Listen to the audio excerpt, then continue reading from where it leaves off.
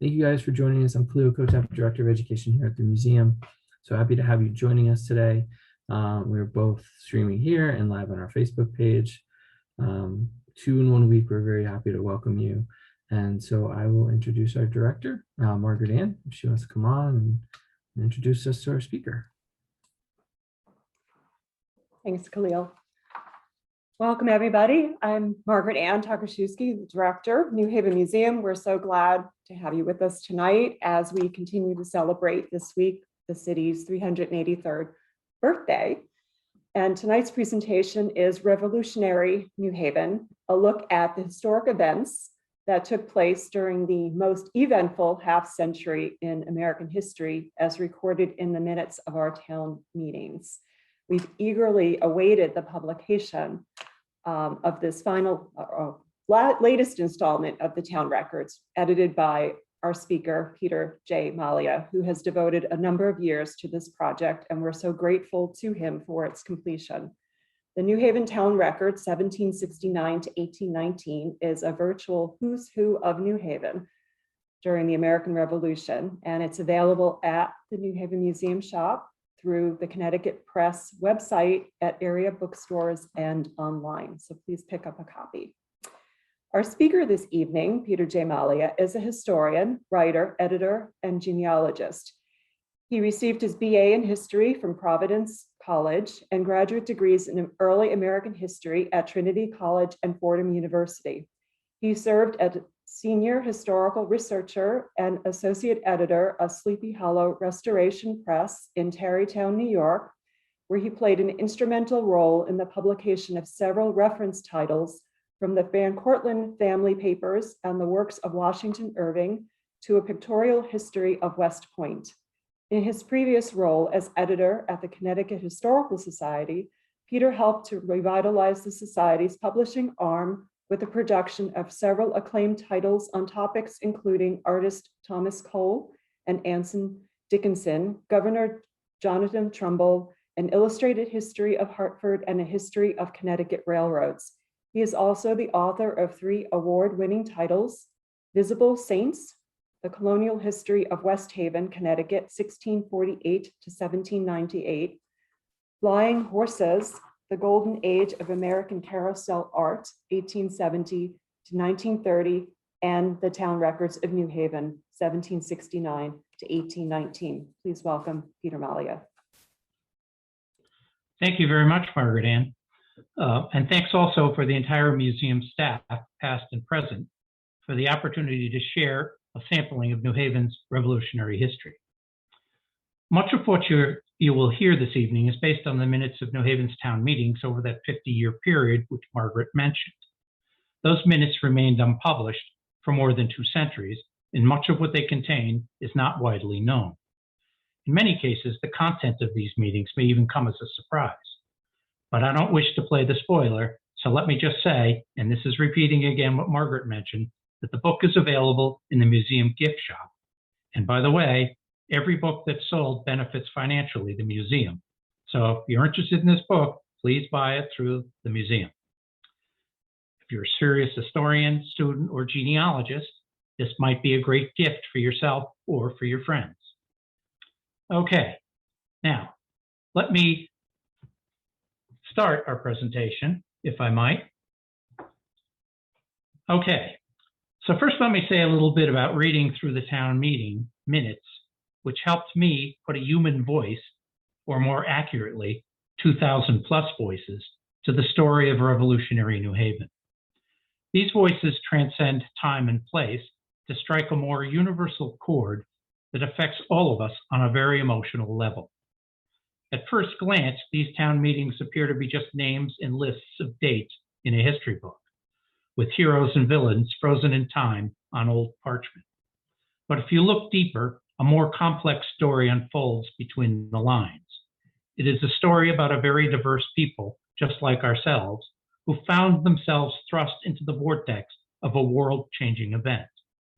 Without exception, each individual was forced to confront deep personal issues, questions about life and death, loyalty and beliefs, courage and cowardice, victory and tragedy, or simply trying to cope with what British General John Burgoyne described in 1777 as a world turned upside down.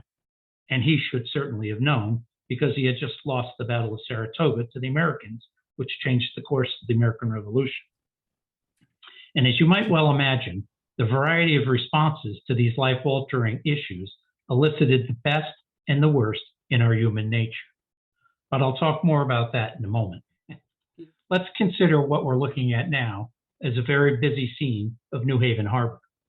It's a woodcut engraving created by Daniel Bowen in 1786, and it served as the masthead of his newspaper, the New Haven Chronicle.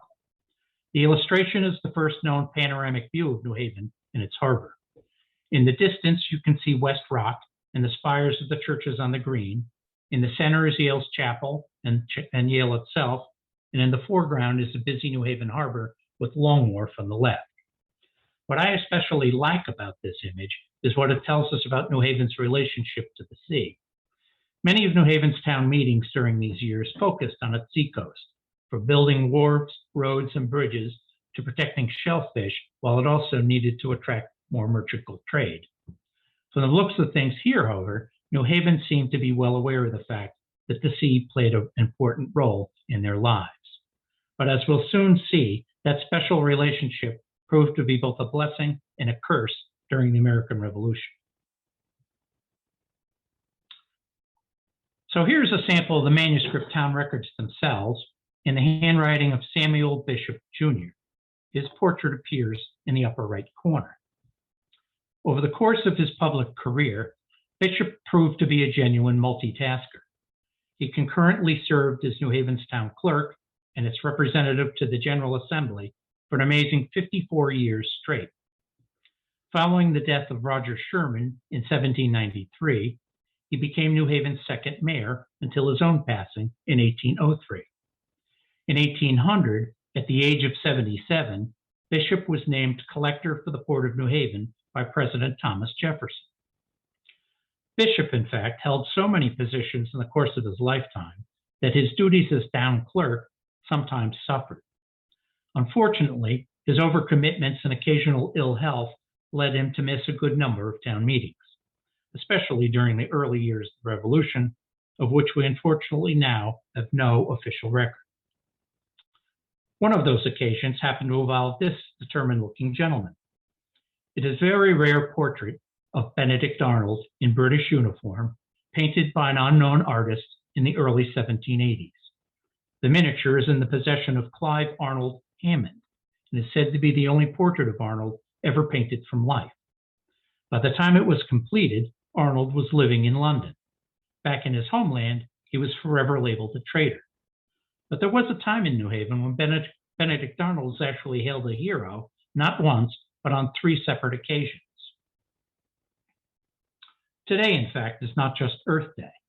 It also happens to be the 246th anniversary of Powderhouse Day in New Haven. For those of us unfamiliar with that event, it commemorates New Haven's rather reluctant entry into the American Revolution, thanks to the impetuous Captain Benedict Arnold.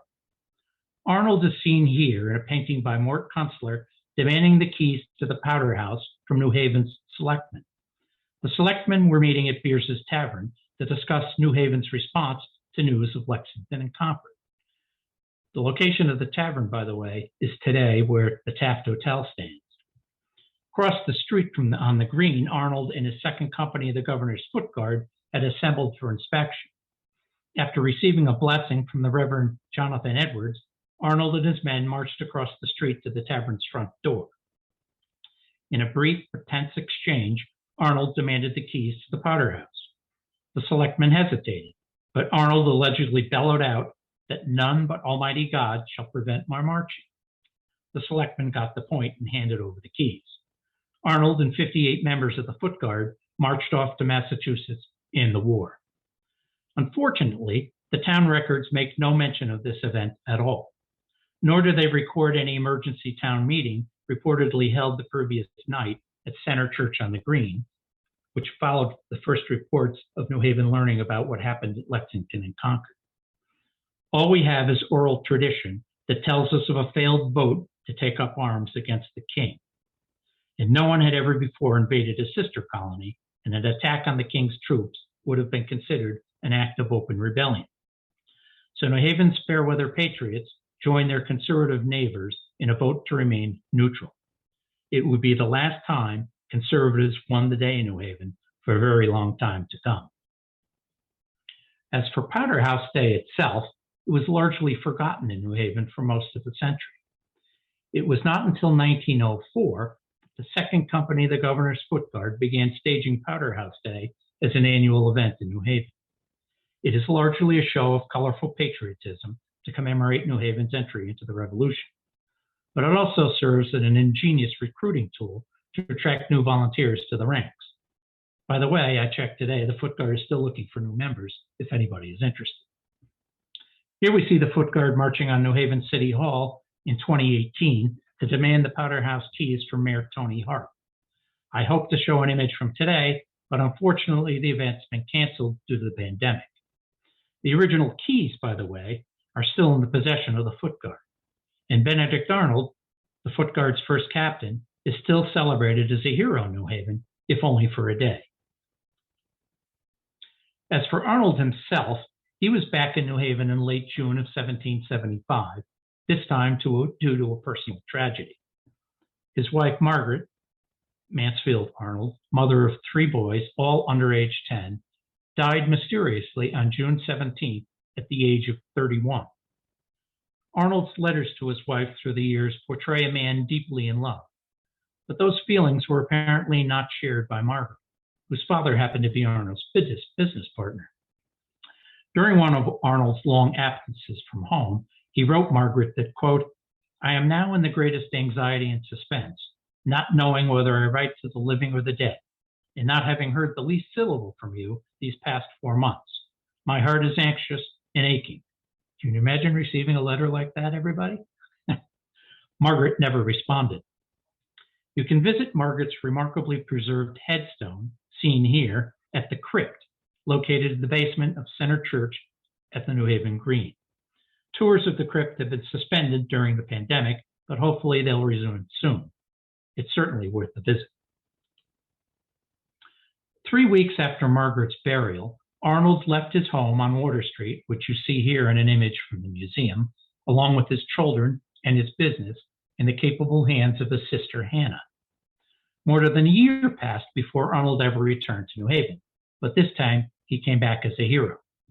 He had successfully staved off a British major invasion through northern New York in November of 1776. His actions as a naval commander, who knew that he was actually a naval commander too, was on Lake Champlain, where he prevented a British invasion from coming through northern New York that would have ended Washington's ragtag army that was struggling to survive in Westchester County. They had been severely beaten, for those of you who know the Revolutionary War, they'd been beaten at the Battle of Long Island and were licking their wounds in Westchester County at the time. 6 months later, an even larger welcome for Arnold awaited him after he defeated the British at the Battle of Saratoga. Historians now agree that that battle proved to be the turning point of the war in favor of the Americans. But Arnold was far from feeling heroic or victorious. He was in a chronic pain from being shot in the leg for the second time, which left him with a permanent limp. He was also very depressed over reportedly being passed over for promotion repeatedly by the American Congress. He was also angry because he was owed a lot of money that the Congress had never really paid him. Arnold's last visit to New Haven actually occurred in the summer of 1780. This time, he came back to sell his business in his Water Street estate. Refusing continental paper money, he insisted on payment in British sterling bills drawn only from British, Dutch, or French banks. The selling price, £1,000. In today's dollars, that's $200,000. But apparently, no one was the wiser for what he was up to. 7 weeks later, Arnold was exposed as a traitor, and New Haven burned him in effigy on the green. The insert in the lower left corner of what you're looking at is the sign displayed outside of Arnold's apothecary, which was actually more like a department store. The sign is now on display in the museum, and it reads in English, "For himself and everyone." Interestingly, in researching this sign, I found the same phrase used in the 17th century biography of Julius Caesar. I'm sure that Arnold probably got some pointers from him.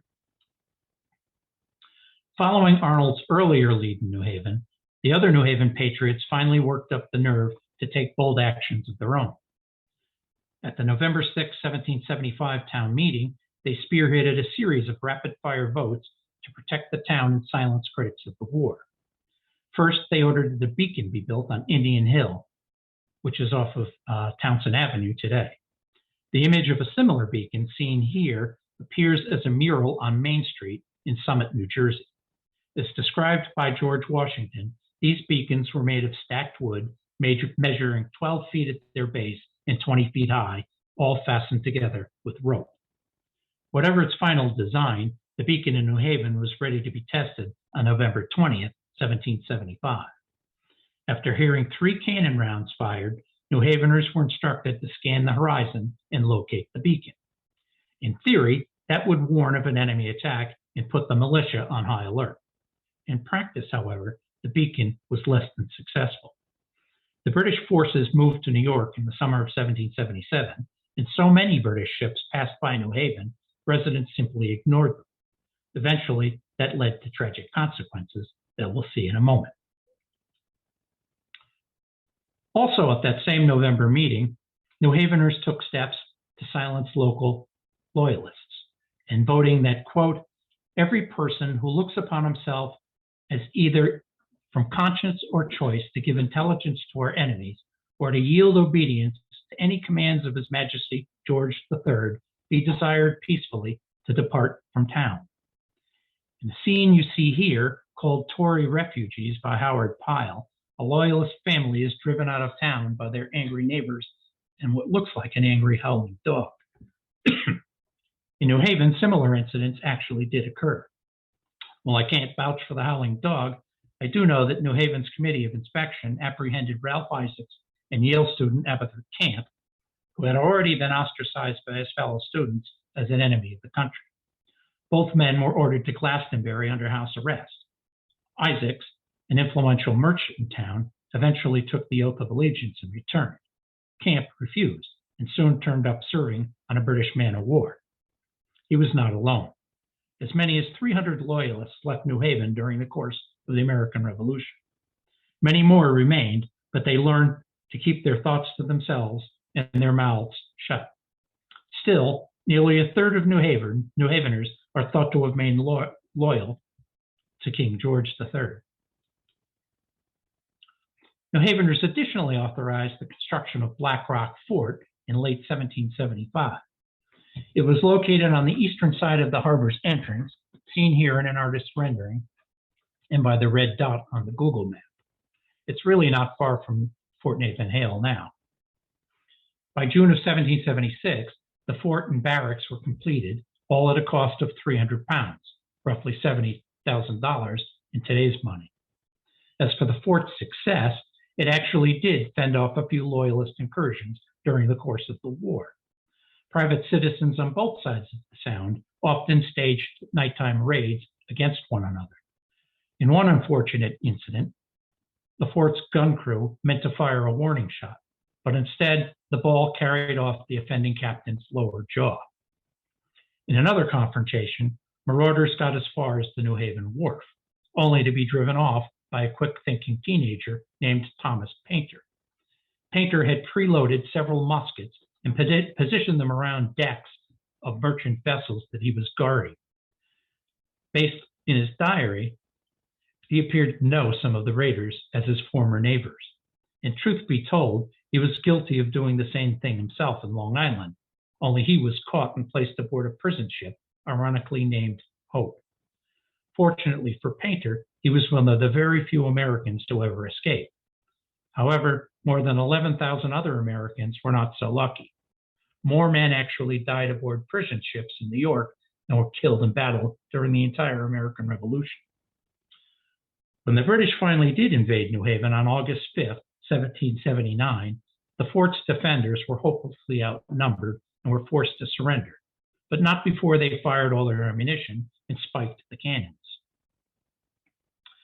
Speaking of defenders, Yale students were also expected to do their part for the war effort. As of June 1775, however, there were only about 75 students left in town. But they did form a small military company that joined the remaining members of the Foot Guard. They even escorted George Washington out of town on his way to assume command of the American forces, in Boston in July of 1775. And for all you trivia fans out there, at the head of the escort, playing a fife, was none other than Noah Webster. He was only about 5 years away from writing the Blueback Speller at that time. At another town meeting, New Haveners voted to provide each Yale volunteer with a half pound of gunpowder, musket balls, and a French musket. These were stored at the college library, which was located in Yale's chapel, seen here next to Connecticut Hall in the 1786 woodcut, again by Daniel Bowen, the same gentleman who created the waterfront scene.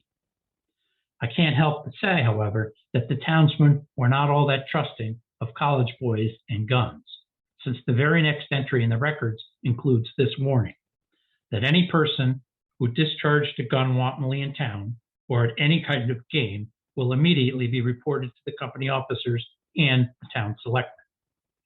So much for taking pot shots at pigeons out of the windows of Connecticut Hall, I guess. To the Yale Militia Company's credit, however, it would play a significant role in preventing the British from entering New Haven by way of the West River Bridge during the invasion of 1779.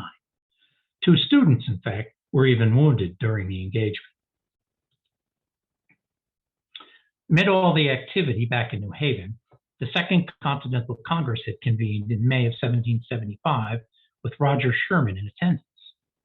In this painting you see here, commemorating the signing of the Declaration, Sherman is the rather somber-looking fellow standing next to John Adams and behind the red-vested and red-headed Thomas Jefferson.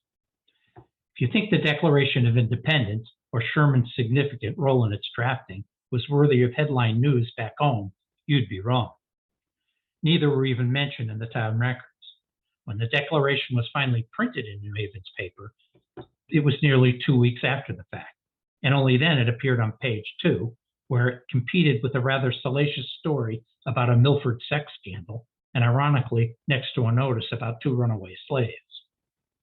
This painting, by the way, was by adopted New Havener John Trumbull, seen in the self-portrait at lower right. Trumbull, who was blind in one eye due to a childhood accident, did not paint this massive painting until 1818. It's one of 4 masterworks on permanent display in the rotunda of the U.S. Capitol. But back in 1778, Trumbull was living in New Haven, where he served on a committee to evaluate the Articles of Confederation, which were then being considered as our first form of national government. Well, the Articles proved to be a disaster. One thing of significance that emerged from Trumbull's committee meeting was this. It was the first time in New Haven's history that an official committee publicly acknowledged, quote, the hope that a black man may become a freeman and a property owner and contribute to the defense of the country. Certainly, this was a revolutionary statement back in 1778. Sadly, such progressive thinking fell by the wayside as conservative business interests finally regained control of New Haven in the years directly after the Revolution. Social justice, it seems, would take a back seat to restoring New Haven's economy. Now, you're probably wondering, what does this life mask of George Washington by sculptor Jean-Antoine Houdon have to do with revolutionary New Haven? Well, it tells a compelling story that historians now say actually helped win the war. Look closely, and you'll see the lasting scars of smallpox, which Washington contracted at the age of 19. Those same scars are seen in Washington's portrait by Gilbert Stuart, painted much later in life and seen here in the lower right of the screen. The disease had a permanent impact on Washington, both physically and psychologically. By 1777, New Haven and much of America was threatened by a smallpox epidemic. It would eventually claim over 10,000 lives across the continent and lead to a quarantine not unlike what we're experiencing today. Only this time, Connecticut troops suffering from smallpox were returning in droves to New Haven from New York.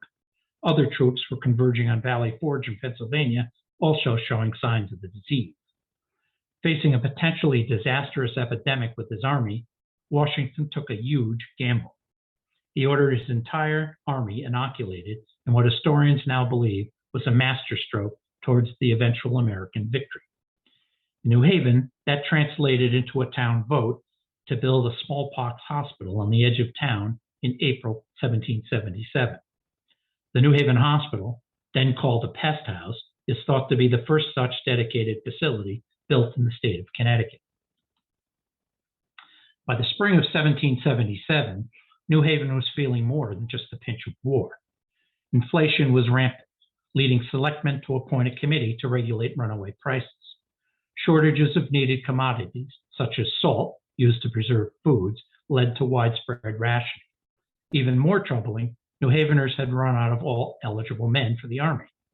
That forced voters to pass a large tax increase to help pay volunteers a sign-up bonus. Voters also required New Haveners, and it really meant the women in town, to provide each of these new recruits with a pair of woolen socks, a new shirt, and a pair of good leather shoes for every year that a soldier served in the army. Eventually, New Haveners voted to provide financial support to soldiers' families as well. By the end of the war, in fact, more than 1 in 4 New Haveners had served in the American military in some capacity. That's an astounding amount of people. Despite the hardships, New Haven had largely escaped the physical effects of war. Still, roughly some 8,000 residents of Greater New Haven lived in constant fear of when, not if, a British attack would actually occur. Ezra Stiles, Yale's president, seen here right in a portrait from the Yale Art Gallery, described the mood in town as, quote, an urgent sense of expectancy. The British had a different take, believing an attack on New Haven was long overdue. They hoped it might even draw Washington troops out of the Hudson Highlands to defend Connecticut, possibly defeat. New Haven, after all, was the home of Yale College, long despised by the British as, quote, a seminary of democracy, unquote, that spread its poisonous ideas throughout the colony. The town was also well known as a haven for smugglers, privateers, and frequent longboat attacks against merchant vessels and Long Island shore towns still loyal to the crown. At this point in the war, the British were also desperately in need of a northern victory. When the invasion finally did occur on July 5, 1779, it was swift, destructive, and a strategic failure. What we see here is a map of the 2 British invasion routes drawn by President Stiles, obviously after the fact. Stiles watched the invasion unfold through his telescope from the tower of Yale's chapel. He then made his way safely to North Haven, along with many other New Haveners, who actually never gave much thought to staying in town to defend it. By nightfall of July the 6th, the British were gone. In their wake, 27 New Haveners were dead, 19 others had been wounded, 11 houses and the fort were destroyed, including the Pardee House, which is now owned by the museum, by the way, along with 6 additional barns, the town's wharf, warehouses, and a number of ships that had been tied up to the Long Wharf were now all set in flames. In the aftermath of the invasion, New Haven appointed a committee to question residents who were remaining in town during its possession by the enemy, or who had even failed to show up for its defense. Of the 69 men questioned, 32 were found negligent. 8 more simply refused to appear, most of them being members of the Anglican Church and avid loyalists. According to the committee's final report, the excuses provided by residents would likely never have held up under further scrutiny. 4 men and their entire families actually had left town with the British, along with a number of hostages who were later released in a prison exchange in August. Faced with a choice of a divisive prosecution or issuing a blank pardon, the New Haven Committee finally recommended leniency. Quote, on condition that the offenders associate themselves with the rest of the good people of this town to repel our merciless enemy should they ever attack us again. That's pretty obvious. The report was accepted at a town meeting without a single word of dissent. The militiamen who had shown up meanwhile, and by daybreak of the 6th, they numbered in the thousands, they helped spare New Haven from total destruction. Still, the militia took advantage of the deserted town. After consuming what was left of New Haven's rum supply, some militiamen went on a looting spree that lasted and created lasting resentments among residents of the 9 squares for many years to come. For New Haveners' wealthier citizens who lived in town, it only reinforced the distrust of what they called the lower sort. In the end, New Haven's Abel Buell, who himself was questioned as to his whereabouts during the attack, said it best when he wrote in his diary that, quote, "Our Tories fared as bad or worse than the Whigs, and they now say they are willing to fight." From a strategic point of view, the British raids against New Haven, Fairfield, and Norwalk proved to be a disaster. Even the British roundly condemned the attacks on civilian towns, which forever tarnished the reputation of the British commander, William Tryon. The financial impact of the British invasion on New Haven, meanwhile, totaled £17,000, roughly $4 million in today's money. Many locals, however, complained their losses were far greater. Eventually, the state compensated New Haven's victims with 34,000 acres of land grants located in the Western Reserve, which is now northeastern Ohio, seen here in the map. The insert map that just appeared, by the way, shows you just how large of an area that really was. If you look up here, the color you can't see, but it occupies this portion of Ohio, which is a considerable portion. And if anybody's ever been out to this area, like Worcester, Ohio, it is eerily similar to New Haven. However, very few New Haveners actually relocated. Most ended up selling their grants to speculators for pennies on the dollar. Connecticut eventually ended up selling these claims to the West in the 1790s. The $1.2 million it received from the sale was used to create a fund to underwrite the state's common school system. That proved to be a very wise move, as the fund is still in existence today, and Connecticut's public schools, considered among the best in the country, have long benefited from that 200-year-old investment. Now, this looks familiar. The reason why it's here again is it's visual proof of what the town meetings were officially recording in the immediate months and years following the British invasion and the end of the Revolution. New Haveners, in fact, had never really looked back. Instead, they launched a massive building boom with new bridges, homes, roads, shops, everything crowding along the waterfront and beyond to the town's famed 9 squares. Long Wharf, meanwhile, grew even longer to better accommodate larger merchant ships with deeper draft. On April 19th, 1783, only a few days ago for an anniversary, 8 years after the day since it started, George Washington proclaimed an end to hostilities in the American Revolution. New Haven celebrated on the Green, beginning with services at Center Church, followed by parades, cannon volleys, and finally a massive bonfire to symbolize that to light a path to what was known as the brighter future that lay ahead. Part of that future had New Haven merchants petitioning the General Assembly to incorporate New Haven as a city. Roger Sherman had tried to do that a decade earlier, but failed. Now he and other merchants were joined by Yale President Ezra Stiles in arguing that to incorporate as a city would not only bring the state great prestige, it was the only way to revitalize Connecticut's struggling economy. While that might well have been true, it also served another practical purpose at play that was not announced. It conveniently separated the commercial interests of the seaport from the surrounding rural parishes that were agitating for a larger say in government, lower taxes, and equality. Taking advantage of the moment, the outlying parishes actually won the approval of both New Haven and the state to create their own townships in Hampden, North Haven, East Haven, and Woodbridge.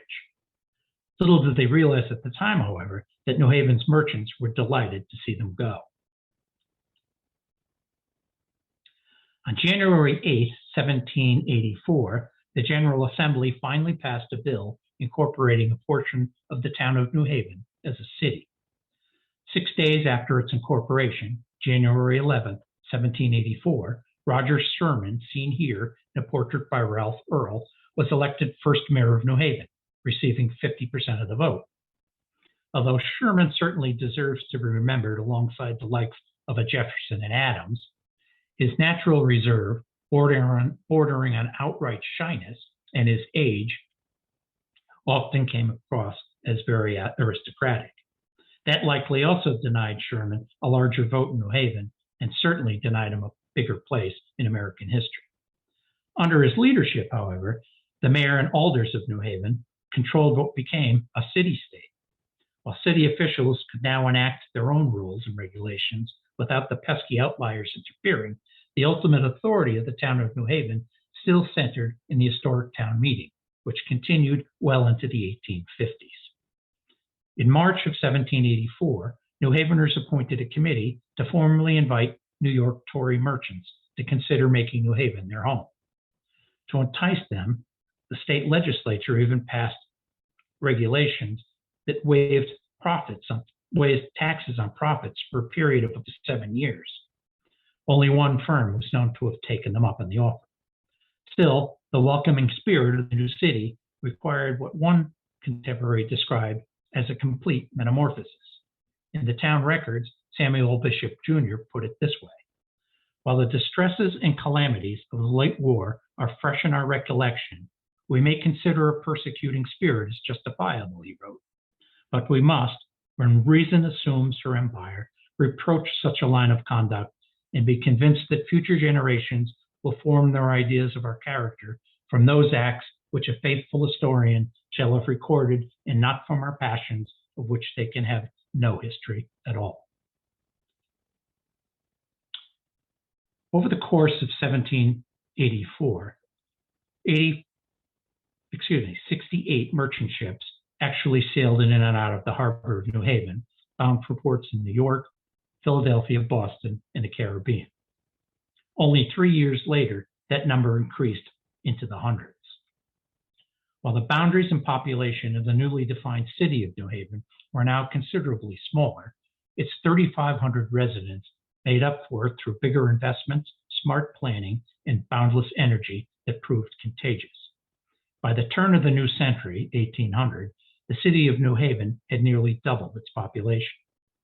As seen in this 1803 map, courtesy of the Yale Library, central New Haven experienced explosive growth, boasting nearly 900 buildings spread throughout the original 9 squares and beyond. In addition, the city had welcomed 100 new businesses. New Haven itself would soon rank among the top 25 cities in the country, which served as a tremendous source of pride to citizens such as President Ezra Stiles and James Hillhouse, who worked together to design New Haven's official city seal that you see here. Not long afterwards, Hillhouse laid out his plans for fencing in the central green and planting elm trees along the main thoroughfares, eventually earning New Haven the nickname Elm City. Sadly, Dutch elm disease and neglect destroyed most of those trees beginning around the 1930s. I think there's a few left. In the years directly after the Revolution, however, the long-held dream of New Haven's golden age C began its glorious but short-lived run that ended with the stroke of a presidential pen and the passage of the Non-Importation Act of 1806. Along with the great wealth and prestige that those 30 years brought New Haven, were also a host of other municipal issues that could well have come out of yesterday's headlines: fire safety, public safety, sanitation, education, hospitals, immigration, and internal improvements, all dominated town meetings throughout these years of the new city's history. Meanwhile, young entrepreneurs like Eli Whitney would soon change the very dynamics of New Haven, and in fact the entire nation, through mass production and the beginnings of modern industry. Once again, New Haven would face an era of tremendous sea change that would touch the lives of everyone, from disenfranchised farmers to people of color to the countless millions of women across the country. They would eventually and continue to face the future with the same sense of urgency and spirit that fueled the first wave of the American Revolution. The goal has never really changed: make good on the simple promise of our founders that every American deserves a voice in their government, from City Hall to the halls of Congress. We the people, it turns out, is as powerful a statement now as it was in the revolutionary times of New Haven. All we need to do is stop, listen, and learn what those voices are telling us. And in their words and actions from 2 centuries ago, they don't look very much different than we do today. In the end, the only difference between us is something called time. And we knew a scientist that said that was relative. Thank you very much for listening. If you have any questions, I'd be happy to entertain them. Thank you so much for such an informative presentation. We do have a couple of questions, and I invite people to post any further questions in the chat right now. But the first one we have is, are the very tall steeples shown in the woodcut just fanciful depictions, or did the steeples look anything like that? You know, I wondered that myself. You have to remember this was done in 1786, and it's a rough woodcut. However, if you look at his other woodcut of Connecticut Hall, which he produced in the same year, the detail that he captured of Connecticut Hall is remarkable. So my answer to that question is, I really don't know, but I would think that they were accurate in their size and number, based on the accuracy of Connecticut Hall. Yeah, someone else is asking about Abel Buell's diary. Is it available? I believe the museum has that. The New Haven Museum has that diary. So yeah, it's certainly available through the Whitney. And why were George Street, Crown, and Orange not renamed after the Revolution? I wish Doris Townsend was still here. I'd ask her. She's the authority on street names in New Haven. Good question. The only thing I could think of is maybe the 2 or 3 New York Tories that moved to town had a lot more pull than we think. Is there something unique about New Haven and its role in the Revolution? I think it played well above its weight. I mean, obviously, it was part of the provision state, and by the middle of the Revolution, most of its men had served in some capacity, either in the militia or as a privateer or in the Continental Army. So from an active service point of view, certainly. But what never gets talked about is the role of the families in New Haven during the course of the war. You know, for every male that marched off to war, that left a family run by a female at home to not only raise the family as a mom, but also to tend to the garden, raise food, apparently make socks and shirts for soldiers, and maybe a pair of shoes. But even in the case of Benedict Arnold, his sister proved to be a very adroit business person that kept his business afloat until he actually sold out. So I think the role of New Haven and the personages that come to mind when I think about New Haven, from David Worcester to Nathan Hale to Sherman to Trumbull, to the hundreds of other New Haveners that, you know, didn't get in the headlines. Benjamin Trumbull, he was another big name. I think it played a unique role in the American Revolution.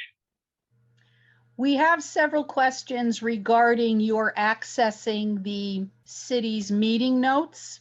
So I'm going to combine them. How did you access them? Were they in good condition? And it must have been quite difficult, especially with that written script. Well, I'm old enough to have learned how to write cursively, so that didn't hurt. I first came across the bound volumes of records. They were bound in what they call elephant folio sized leather bound volumes that were kept in the City Hall of New Haven before it was renovated. And it was kept up in what they called the Hall of Records, I believe. And that room was full of title searchers and myself. and I was hand copying out the records by hand with a pencil. And it took a little while to get used to, Mr. Bishop's handwriting, particularly as he got older. When you're 80 years old, your handwriting doesn't look like it did when it was 30. But you get used to it. And the condition of them was remarkably good, which to me indicated at the time that they weren't consulted very often. And I was a graduate student in American history at that time, and I thought I had found a treasure. And I was almost happy about that fact. And I vowed to myself then, these things have to get published. And fortunately, the actual manuscript records are now housed at the Whitney, thank goodness. And they came under the care of Jim Campbell and Bonnie Campbell and the archivists at Yale, who were kind enough to encase the actual leaves of the notes in Mylar. I think it's Mylar. It's some type of protective plastic. The sad thing is the original bindings are gone, and they're no longer as 2 volumes. It's just one big bunch of collected papers. But the good news is they'll be with us for a very long time to come. And maybe they can put them away now and not have people thumbing through them. They'll just consult the book, of which I have to thank again, both the present and past members of the museum, dating back all the way to Floyd Shumway, who was the previous director in the 1970s, for standing behind this book. But anyway, it's there for anybody to consult. We have a few questions regarding Yale. One participant is fascinated by the Yale student militia. Did Ezra Stiles and the Congregational Church support the taking up of arms? Yes, they did. And the other question was, did the administration or faculty of Yale have any additional role during the revolution? They actually took arms up against the British themselves. There's a famous story about a former Yale president. I believe his name was Naphtali Daggett, who, when the Yale militia kids marched off to what's known as Milford Hill in West Haven, across the street from the University of New Haven, that's where they drew the line to assault the British. They were under the command of 2 people, James Hillhouse being one, but the other one, believe it or not, was Aaron Burr. Aaron Burr was visiting his family in New Haven at the time, and he was a colonel in the Continental Army.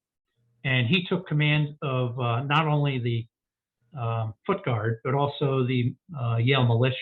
And they drew a line up behind a stone wall, parts of it still standing next to the hill, up across the street from the university, where the Campbell Monument is. I don't know if anybody is familiar with what that is, but one of the unfortunate victims of the Yaleys was the death of a British adjutant by the name of William Campbell. And Campbell died on that site, and they built a monument in his memory, believe it or not, because previous to his being shot up on the hill, he had saved the life of the minister in West Haven, who was about to be hung by the Hessians. Campbell rode up and stopped them from doing it and forced them to carry the minister to his home, where he posted a guard so no one could bother him. And the people of West Haven, at that time New Haven, were so grateful for that they actually erected a monument in his name, and West Haven named its major thoroughfare Campbell Avenue. So yeah, Yale's role in the revolution and actual people who fought in the revolution is well documented. And speaking of streets and thoroughfares, we have someone who is wondering when Dixwell, Whitney, and Gough were named, and also when the Three Judges Cave might have been named. That came much later, after the city's founding. There was a kind of a civic pride enterprise going on in the, after when the 19th century was underway, and our friend James Hillhouse was planting trees all over the place. People decided, we need to name our streets, because, we live in a wonderful place that even the British, when they were in New Haven, by the way, said this town's too beautiful to burn, even though they had torches in their hand. But the whole idea of the naming of the streets really got underway a little later after the war. And I might again mention Doris Townsend's book about the streets of New Haven is a invaluable guide to when, where, what, and why the streets were named what they are. And I believe that book is available also through the gift shop at the museum. Someone would like to know, were there any prominent women during the city's early years? I'm sure there were many, but unfortunately, because it was a male-driven society, where frankly only about 40% of males were even allowed to vote, the last thing they would allow happen is for a woman to cast a vote, except in one instance. And the reason why, there was a woman in New Haven whose husband had been killed in the attack on New Haven, who ran a pound for wild animals, pigs and so forth that ran around town. And she kept the key. And so the town was forced to make her the key keeper. So, her name wasn't really mentioned. She was just mentioned as Mrs., but she's the only female ever mentioned officially in the town records at this period, which is really unfortunate. Someone would like to know, are there earlier town records, like from the 17th century? New Haven is blessed by the fact that its town records go back to the founding of the colony of New Haven. They date back as early as, I believe, 1649. And they appear as, the volume that just appeared, by the way, as you can see on this, or had seen on the screen, is the Ancient Record Series Volume 4. There are 3 previous volumes to that started their publishing at the turn of the 20th century, all published under the banner of the then New Haven Historical Society. The last one that appeared in the 1960s as Volume 3 by somebody named Zara Powers, who was a reference librarian at Yale. Someone would like to know, have you turned to ancient town records from surrounding communities like Wallingford, Cheshire, North Haven? Excuse me, did I ever turn to those? Did you turn to ancient town records or go through and review them as well? I did not. And the reason why is because everybody but Wallingford was part of New Haven. So we didn't, and Hamden was part of Wallingford. So, and so was Cheshire. Cheshire was a farm area for Wallingford at that time.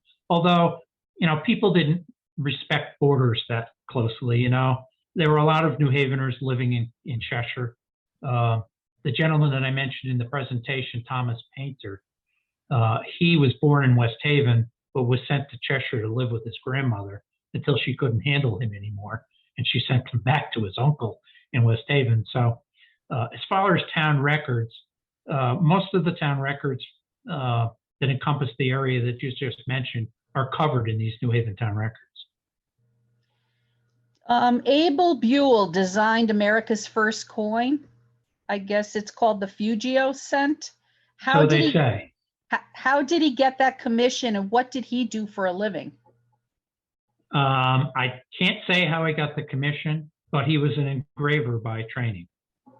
New Haven had a long history of having an engraving background. Buell was one of them. There was a clockmaker who was also quite well known in New Haven, who did some engraving. Obviously, the gentleman who ran the newspaper, he wasn't too shabby either, if you look at the woodcuts.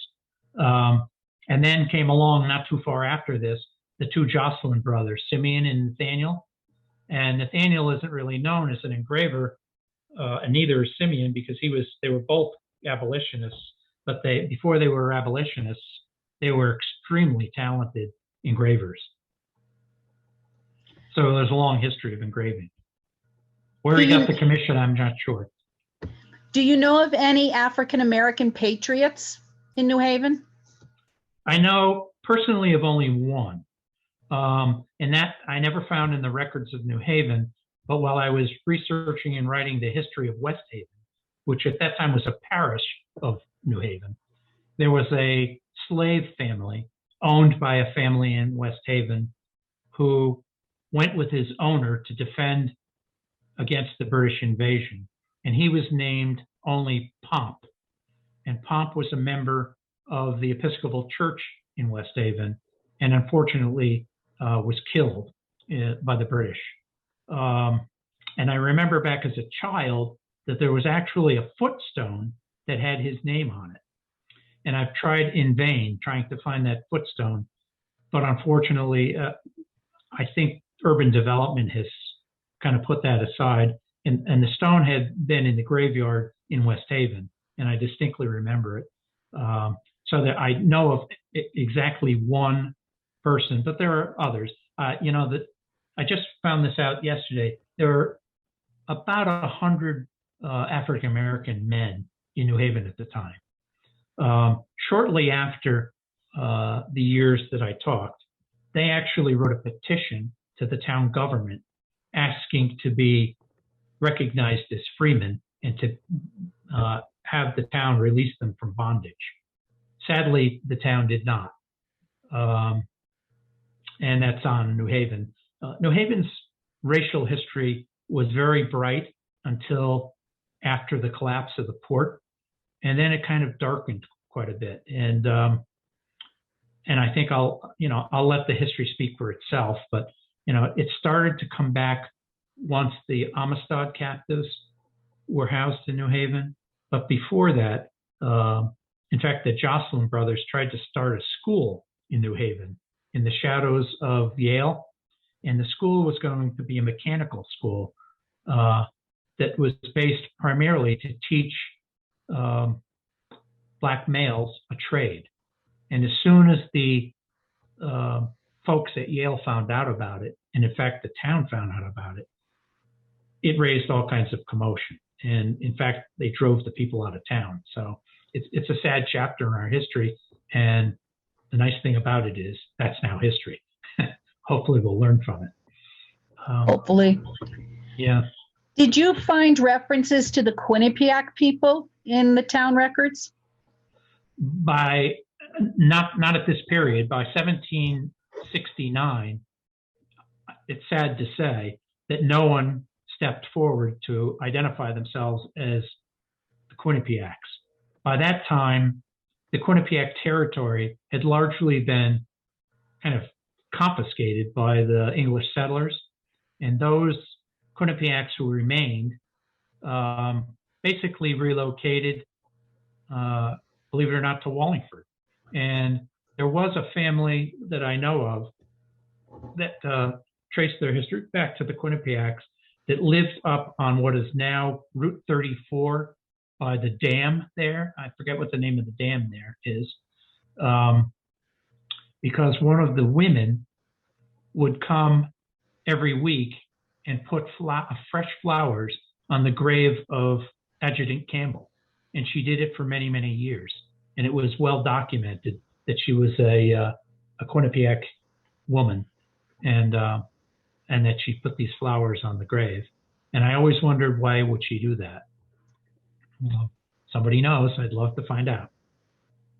By the way, speaking of Campbell, if I might digress for a second, after 200 and some odd years since his death, we have finally located his descendants.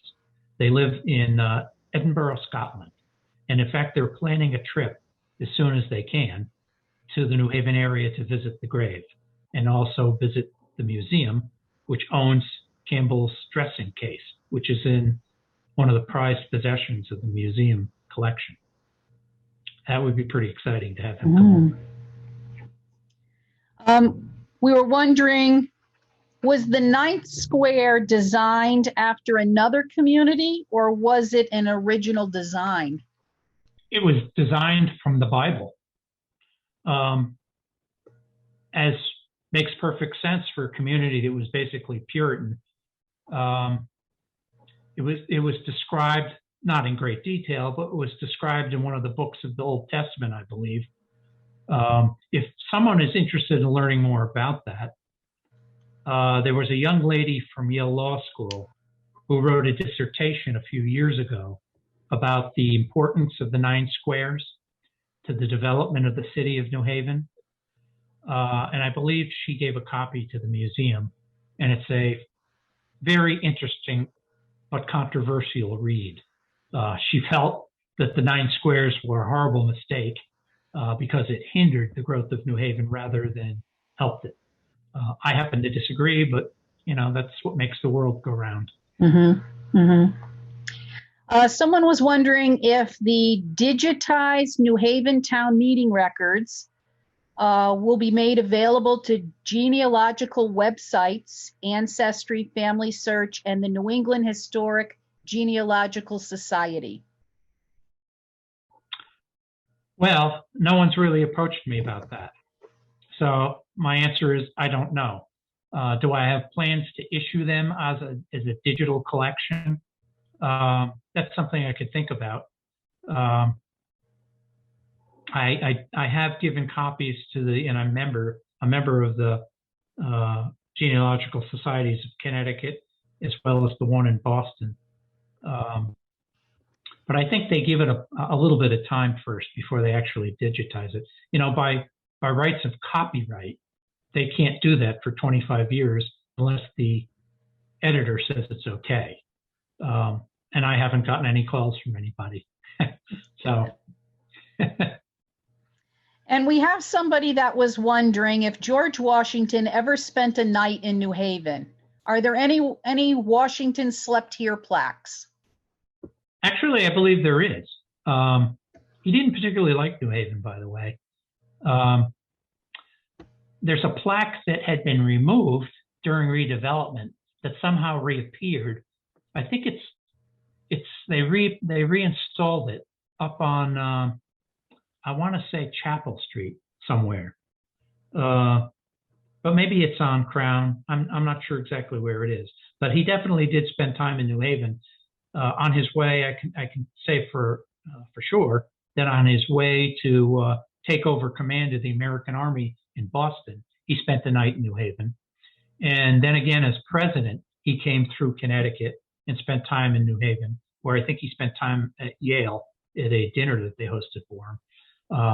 But he soured on Connecticut a little bit because he was trying to get someplace on a Sunday. And, Connecticut still had blue laws then, and riding a horse on a Sunday was a no-no, even when you were president. So there's a diary entry, I believe, in one of Washington's diaries about that experience, which is well worth looking up. But yes, he was in New Haven. It somehow always goes back to the traffic. I guess. Well, it appears that is it for all of the questions that have come through. I really enjoyed your presentation. I'm going to ask our Executive Director, Margaret Ann, to come back. She's been posting all kinds of links and information that people can find at our museum. But thank you again. It was a wonderful presentation. Thank you very much for inviting me. I appreciate it. Thank you so much, Peter. Thank you. So thank you all for joining us tonight, and stay in touch.